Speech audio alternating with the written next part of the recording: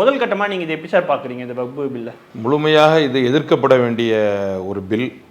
இந்த மசோதா எந்த காரணத்தை கொண்டும் நிறைவேற்றப்படக்கூடாது அப்படிங்கிறதுல இஸ்லாமியர்கள் அத்தனை பேரும் ஒற்றுமையாக இருக்கின்றோம், ஒரே கருத்துடன் தான் இருக்கின்றோம். எதிர்க்கட்சிகள் அதாவது ஜேபிசியில் கொடுத்த அந்த 47 திருத்தங்களையும் கூட அவர்கள் ஏற்காமல் அவர்களாக வந்து ஒரு 115 விதமான மாற்றங்களோடு இந்த பில்லை இப்போ பாஸ் பண்ணுறாங்க. எந்த அளவுக்கு இதில் ஒரு வன்மம் காட்டுறாங்க அப்படின்னா, உறுப்பினர்களுக்கு கொடுக்கப்பட்ட முன்வரைவு கூட இல்லையா அதில்.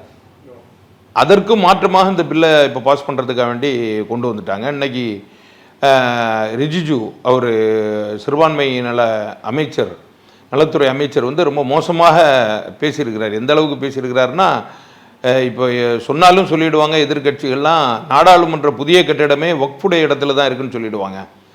இதெல்லாம் வந்து ஒரு வெறுப்பு பேச்சு. இது அவர்களுக்கு இயல்பாகவே உள்ளது.